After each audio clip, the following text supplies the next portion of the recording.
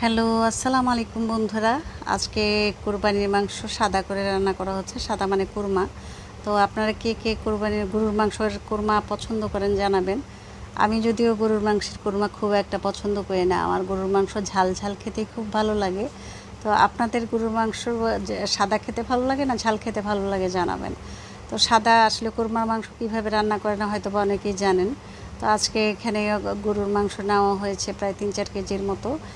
আদা রসুন সব দিয়ে দেওয়া হচ্ছে, সব মশলাগুলো দিয়ে তারপর আমাদের রান্না শুরু হবে। তো আমার বড় মেয়ে যে খুব পাকনি, সে রান্নাটা নিচ্ছে যে সে নিজে রান্না করবে, দেখা যাক কতটা মজা হয়। তো রান্নার জন্য সে তৈরি করছে পেঁয়াজ, আদা রসুন, তেজপাতা, গরম মশলা যা যা লাগে, শুধু হলুদ আর মরিচ বাদ যাবে এখানে। আসলে আমার শ্বশুরবাড়িতে সবাই সাদা কোরমাটাই খায়। আর হচ্ছে সবচেয়ে বড় কথা হচ্ছে আমার হাজব্যান্ড ঝাল মাংস খেতে পারে না, কারণ সে হচ্ছে পান খাদক। সে প্রচুর পান খায় বলে সে ঝাল খেতে পারে না, তাই তার জন্য সাদা করে কোরমা রান্না করা হচ্ছে, গরুর কোরমা। আর আমি যদিও এতটা ভালোবাসি না, আমার কাছে হলো গরুর মাংস ঝাল ঝাল লাগবে, একটু অন্যরকম লাগবে, এটাই বেশি মজা লাগে। আমার শ্বশুরবাড়িতে যেটা করে হচ্ছে যে আমি দেখেছি আমার শ্বশুরবাড়ির সবাই একটু পান সুপারি খেতে পছন্দ করে, তাই তারাও ঝাল খায় না। তাদের দেখেছি গরুর মাংসটা তারা চর্বি দিয়ে একেবারে এরকম শুধু হলুদ মরিচ বাদ দিয়ে সেটাকে রান্না করে, আর ওটাকে চর্বির ভিতর ডুবিয়ে রাখে। যখন মানে খায় তখন ওটাকে গরম করে খায়, কিন্তু আমি প্রতিদিনই দেখি তারা ওইটাকে গরম করে ফ্রিজে রাখে না, ওই মাংসটা ওটা গরম করে আবার রেখে দেয়। এভাবে করে করে টেস্ট হয়, অনেক দিন রাখা যায় কিন্তু বাইরে। তো আমি সব সময় দেখতাম শ্বশুরবাড়িতে, আর খুব একটা সুন্দর স্মেল আসতো সেখান থেকে, কারণ কোরবানির মাংসের ঘ্রাণে সারা ঘর ভরে থাকবে। সেটা যদি না হয় তাহলে কি চলে বলেন?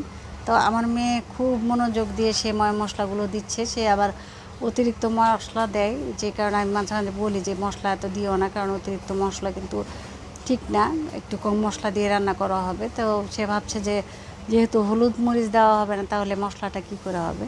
এখানে বেশি করে পেঁয়াজ দেওয়া হয়েছে, জিরা ধনিয়া, তারপর অন্যান্য গরম মশলা সব দিয়ে সে একটু টক দইও হয়তো দিয়েছে, দিয়ে এটাকে মেখে নিচ্ছে, তেল দিয়ে ভালো করে মেখে ঝুঁকে তারপর এটাকে চুলায় চড়িয়ে দেওয়া হবে। অ্যাকচুয়ালি লং ভিডিও করতে গেলে অনেক কথা বলতে হয়, তো এত কথা কোত্থেকে বলবো।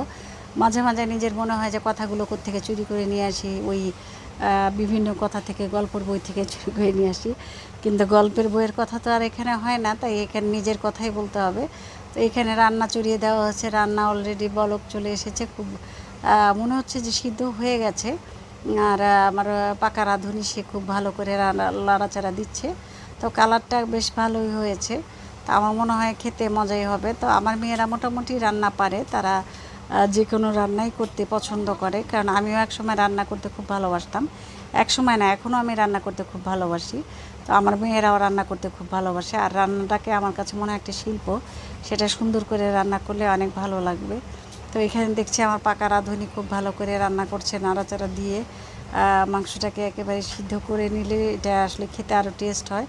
তো এইভাবে আমাদের রান্না চলছে, জানি না কতক্ষণে রান্না শেষ হবে, এর মধ্যে হয়তো বা আপনাদের ক্ষুধা লেগে গেছে। তো আপনাদের সবাইকে দাওয়াত রইল, রান্না হয়ে গেছে, এখন এটাকে দেখছিলাম আসলে নাড়া দিয়ে যে এটা সিদ্ধ হয়েছে কিনা, আসলে টেস্ট করতে হবে। আর মানে কোরবানির মাংস একটু হাড্ডি মিলিয়ে রান্না করলে এটা আরও ভালো লাগে। তো আপনাদের সবাইকে দাওয়াত রইল, খুব তাড়াতাড়ি চলে আসবেন। খোদা হাফেজ।